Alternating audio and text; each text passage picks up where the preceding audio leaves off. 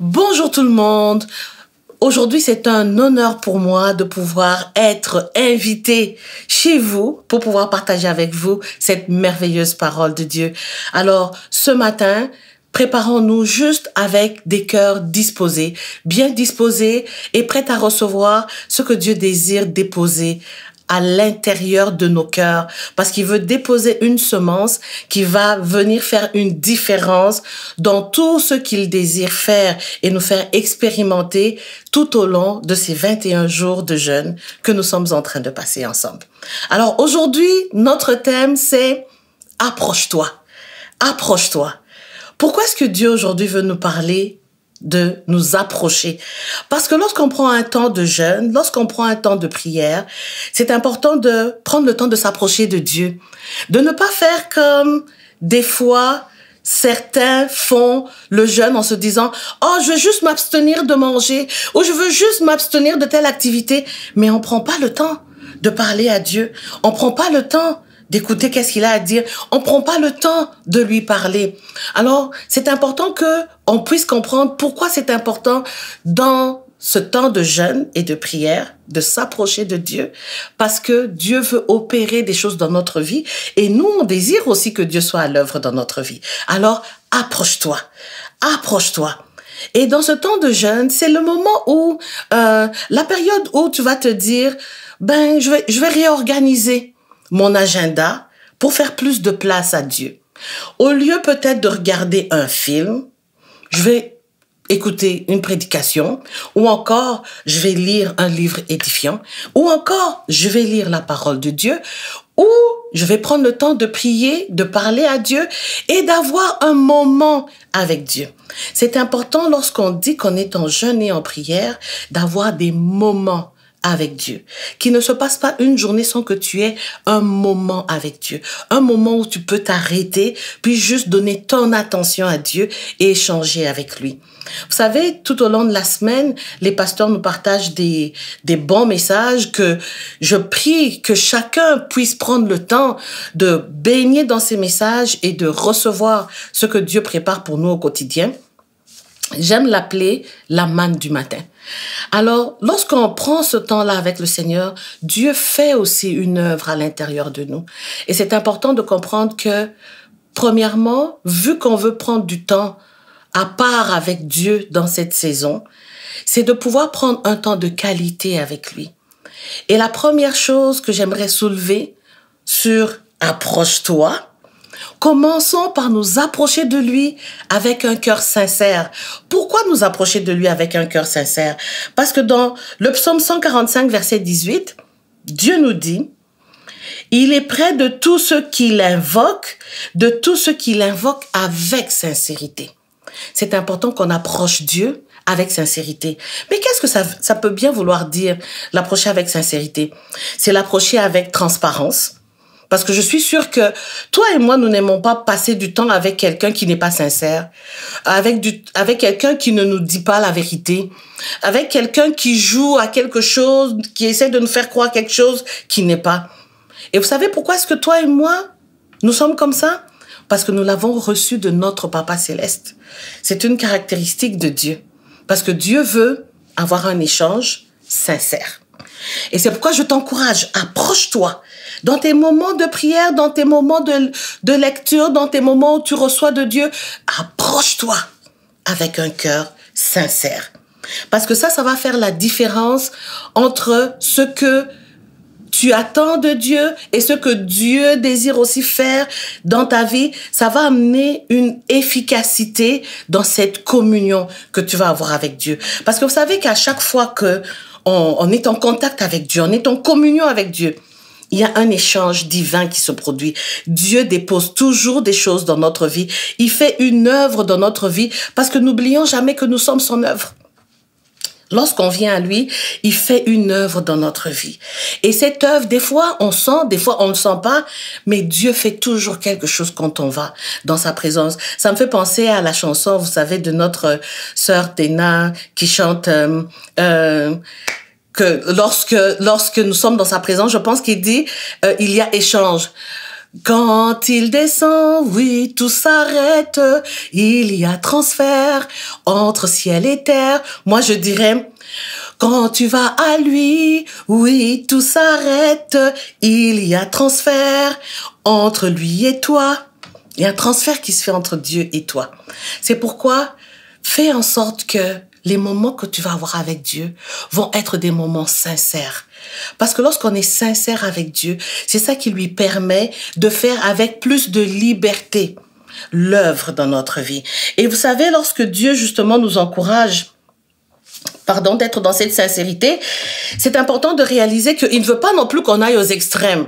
Genre qu'on va dire, oh, je suis tellement en jeûne, j'ai organisé mon agenda pour passer du temps avec Dieu. Oh, je veux tellement passer du temps avec Dieu que je vais pas aller travailler. Je veux tellement passer du temps avec Dieu que je vais pas étudier. Non, non, non, non, non, non, non.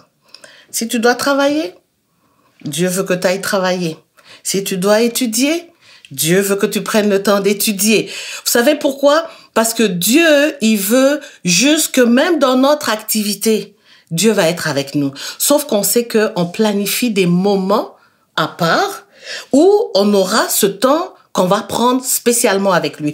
Ça peut être même dans nos temps de pause au travail. Ça peut être lorsqu'on décide que on doit étudier une autre matière, on laisse la première qu'on a terminée avant de passer à la deuxième. Je prends un temps avec le Seigneur. Ça peut être de cette manière-là. Pourquoi est-ce que je donne ces exemples qui peuvent sembler extrêmes? Parce que c'est de ne pas laisser non plus des pensées erronées venir nous faire croire que prendre un temps avec Dieu, ça veut dire que tout arrête. Non, ça veut dire que fais plus de place pour lui dans ton agenda, dans ton emploi du temps. Tu lui donnes encore plus ton attention et tu gardes ton cœur toujours disposé à recevoir tout ce qu'il pourrait te communiquer et surtout tu laisses ton cœur baigner dans sa présence. Tu ne laisses pas des émotions négatives, tu ne laisses pas des pensées négatives, tu ne laisses pas tout le négatif venir résider à l'intérieur de toi. Même si le négatif essaye de venir, assure-toi que tu vas le traiter en visiteur qui aura un permis de séjour très bref, genre permis de 1 seconde.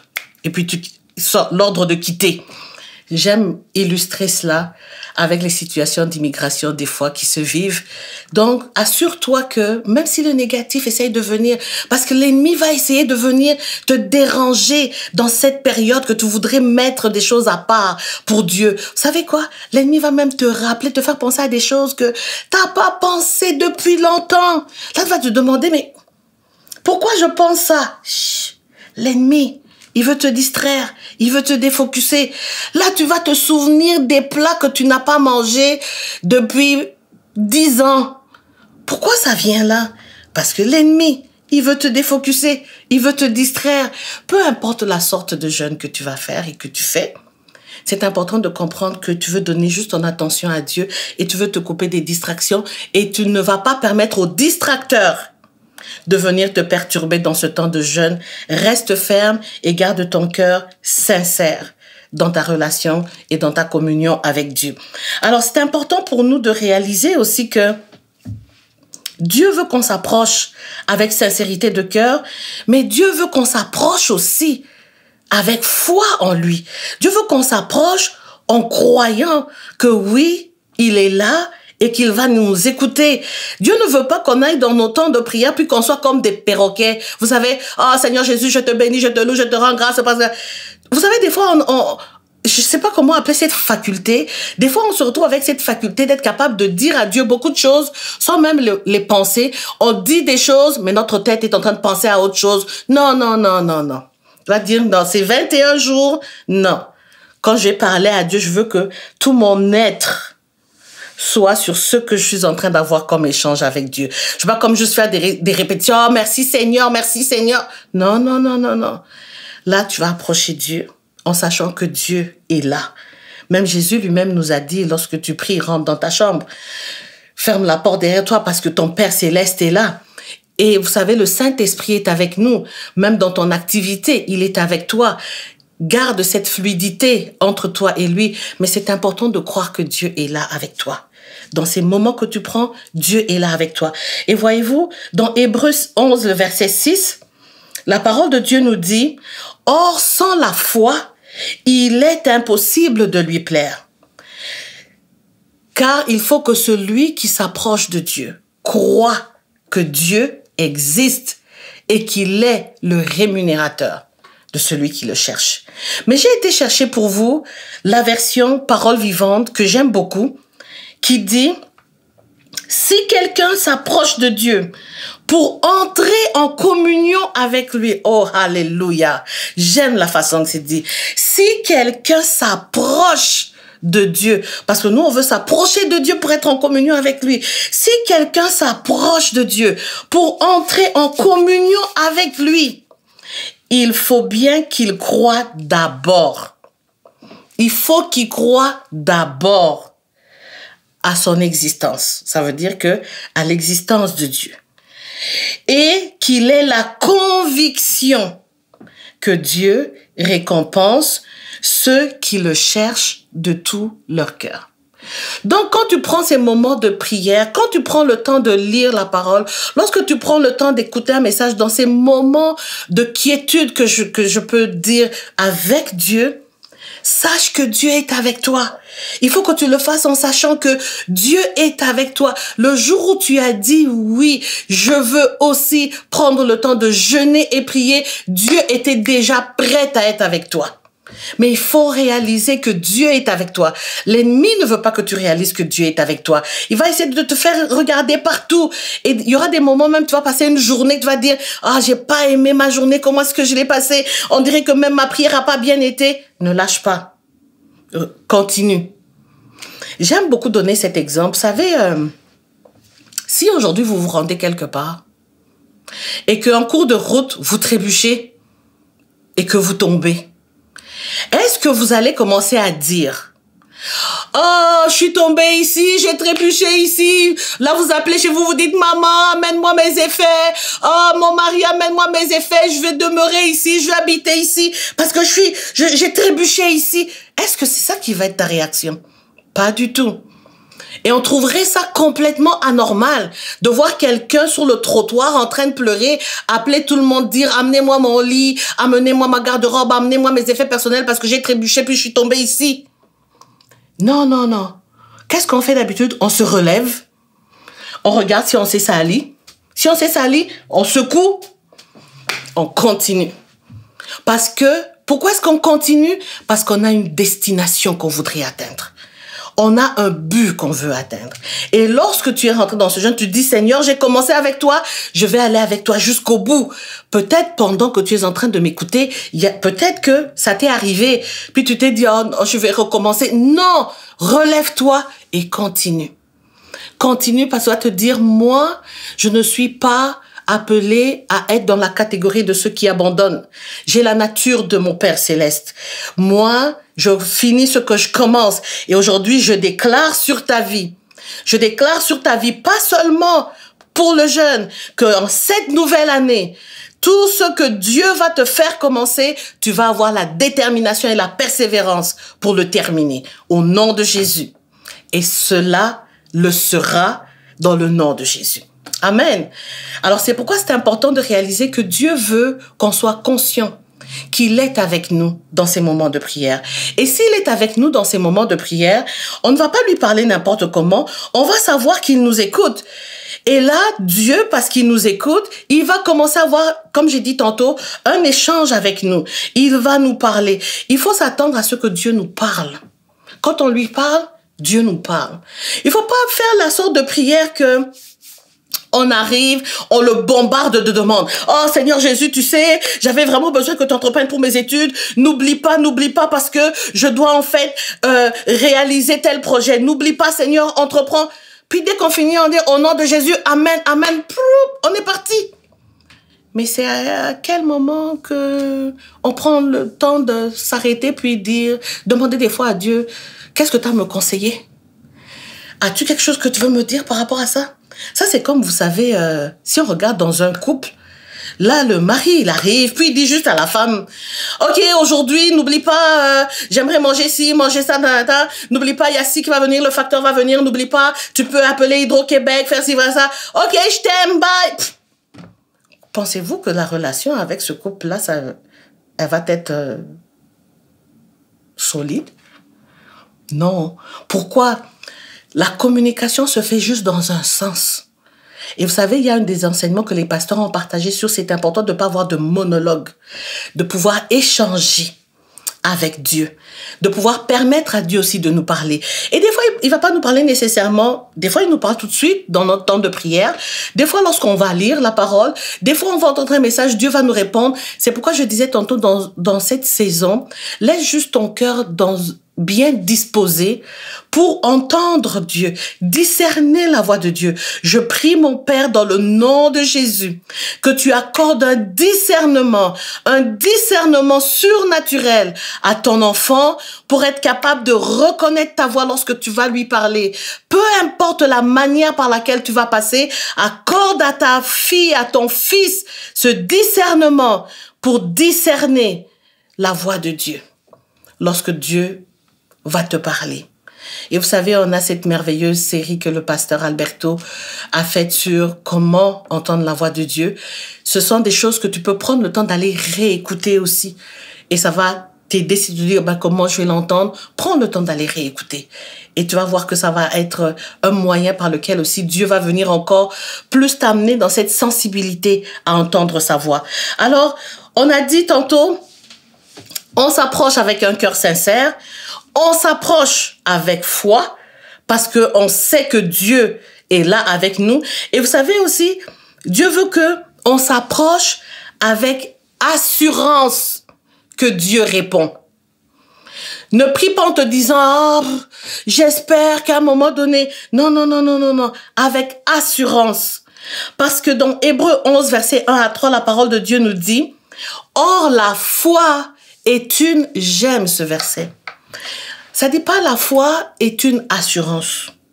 Vous savez, il y a aucun mot qui est dans la Bible qui a été mis parce que on voulait comme exagérer. Non, la parole de Dieu est la vérité. Il dit, or la foi est une ferme assurance. Ferme assurance des choses qu'on espère, une démonstration de celles qu'on ne voit pas. C'est important que tu approches Dieu pas seulement avec un cœur sincère et transparent, permettant à Dieu de te parler aussi des fois des choses que on ne veut pas entendre. Vous savez, c'est important d'avoir la bonne perception de Dieu, la bonne image de Dieu. Vous savez, même lorsque Dieu vient nous parler des choses, des fois qu'on n'aime pas entendre ou qu'on trouve difficile à entendre, regardez, c'est jamais pour nous condamner, c'est jamais pour nous faire sentir mal, c'est jamais pour nous faire vivre la honte. À chaque fois que Dieu vient de parler de quelque chose que peut-être tu n'aimes pas beaucoup entendre ou que tu ne voulais pas entendre, il est tout simplement en train de te dire, je t'en parle parce que je suis prêt à t'aider dans ce domaine-là. Je suis prête à être avec toi dans ce domaine-là pour faire en sorte que les choses changent. Et lorsqu'on a cette vraie perception de Dieu, on commence à être reconnaissant, même si on aime pas dire, Seigneur, notre prière n'est pas comme on se sent mal, on dit, oui, Seigneur, fais l'œuvre dans ma vie. Oui, je veux que tu fasses cette œuvre dans ma vie. Et Dieu va faire cette œuvre dans notre vie. Parce que des fois, on pense que Dieu arrive dans nos vies juste pour nous dire, qu'est-ce que tu veux? C'est ça que tu veux? Non, ce n'est pas ma volonté. Non. C'est important d'avoir cette vraie image de Dieu et de savoir que même s'il me disait non, c'est toujours dans mon intérêt. Même si Dieu me dit non, c'est dans mon intérêt. Mais voyez-vous, des fois, nous, on tient des fois à des passions que nous avons dit, oh non, je veux même pas en parler avec le Seigneur. Oh, ce gars est-il pour moi? Cette femme est-elle pour moi? Oh non, je l'aime tellement. T'as vu comment est-ce qu'elle est belle? T'as vu comment est-ce qu'il est beau? Oh, puis là, on fait des choses, on court dans tous les sens. On dit seulement, je te bénis Seigneur parce que tu as mis cette personne dans ma vie. On s'en va. Puis après, rien ne va plus. On s'est dit, Seigneur, pourquoi tu m'as fait ça? Pardon? Pourquoi tu m'as fait ça? Hein? Moi? Non. La vraie question, c'est pourquoi tu t'es fait ça? Pourquoi tu t'es fait ça? Pourquoi t'as pas voulu m'écouter? Voyez-vous, dans cette période de jeûne, il y a des situations comme ça peut-être qui vont nous arriver. Où Dieu va venir, va dire, regarde, ici, c'est parce que tu m'avais pas écouté. Ne viens pas me blâmer. Et lorsqu'on a la bonne attitude de cœur, on permet ainsi à Dieu de venir nous restaurer nous guérir, replacer les choses. Les erreurs à ne pas commettre lorsque Dieu vient nous parler des choses qu'on n'aime pas beaucoup, c'est de se fermer. Parce que lorsque Dieu vient nous parler de quelque chose et qu'on se ferme, ce n'est pas notre avantage parce que ça vient nous nuire à la longue. Mais c'est de permettre à Dieu de dire, Seigneur, c'est peut-être difficile pour moi, mais je vais quand même te le laisser. Et le Seigneur nous dit ici, approche-toi avec une ferme assurance, sachant que Dieu, vu qu'il est là pour écouter ta prière, sache que Dieu va répondre. Parce qu'il dit dans ce passage, vers la fin du passage, c'est par la foi que nous reconnaissons que le monde a été formé par la parole de Dieu, en sorte que ce qu'on voit n'a pas été fait des choses visibles.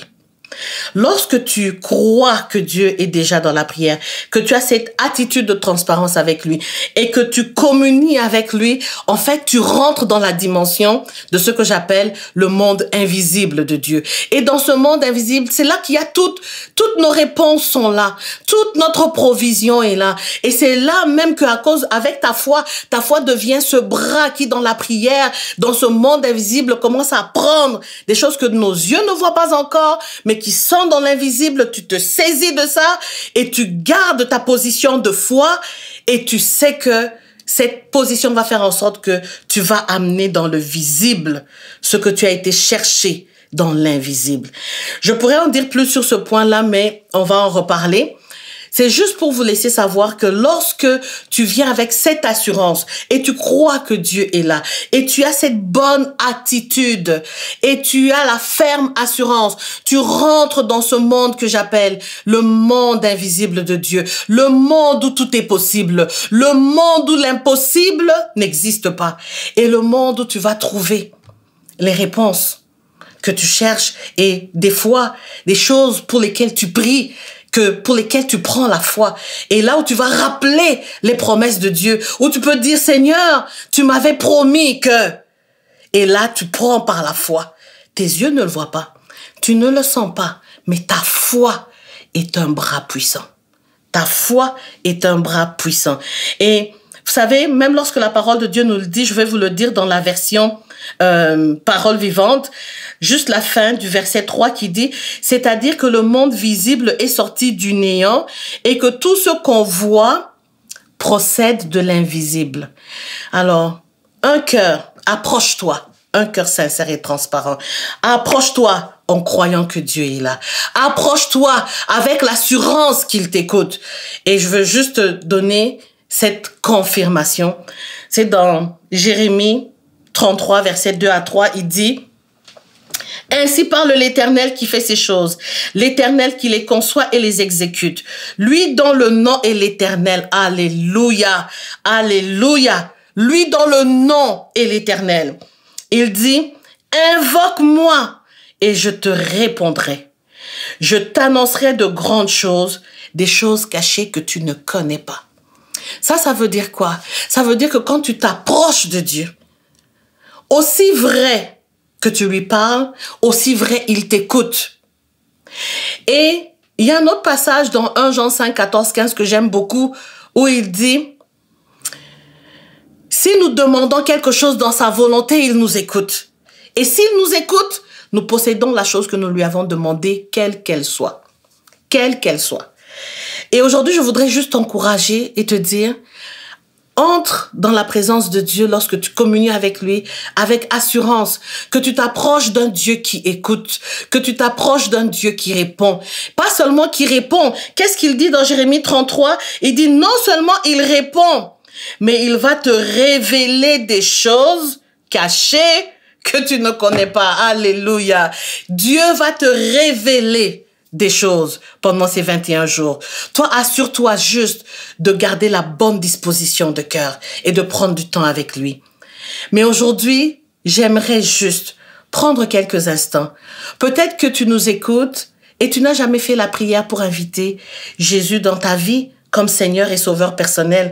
Je voudrais donner cette opportunité à toute personne qui n'a jamais fait cette prière.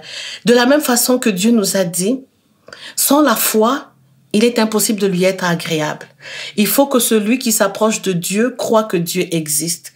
Si tu crois que Dieu existe, je voudrais juste te dire que il a donné son Fils pour que justement, il puisse avoir cette relation personnelle avec toi. J'aimerais prendre le temps de faire cette prière avec toi et que tu puisses inviter son fils qui est en réalité celui qui nous réconcilie avec Dieu, celui qui permet qu'on ait une communion avec Dieu. Et je t'invite juste à répéter après moi, mais d'un cœur sincère. Et dis avec moi, Seigneur Jésus, je t'invite dans ma vie aujourd'hui.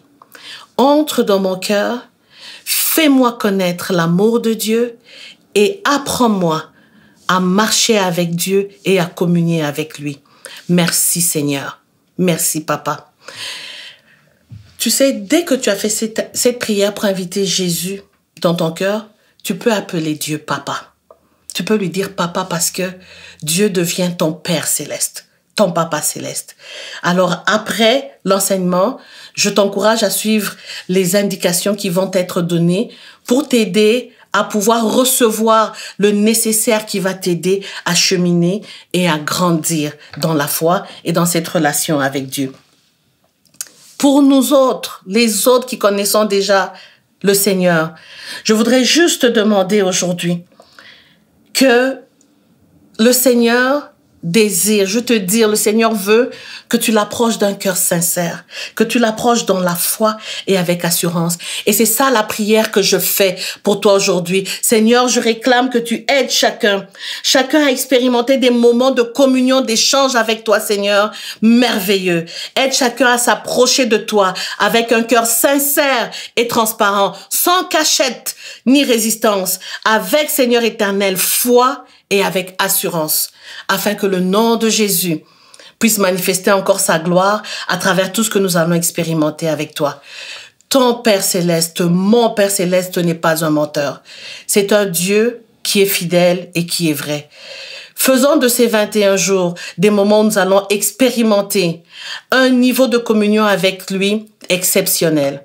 Et des moments où on va se dire, 2020 peut-être eu son lot, mais 2021, je vais encore plus me laisser aller sous l'influence de l'esprit. Je vais moi-même rechercher à fonctionner sous l'influence de l'Esprit de Dieu. Je vais plus rechercher l'influence de l'Esprit de Dieu dans ma vie que toute autre chose. Alors, je t'encourage, approche-toi de Dieu, sans honte, sans crainte, sans peur, sans faire non plus des prières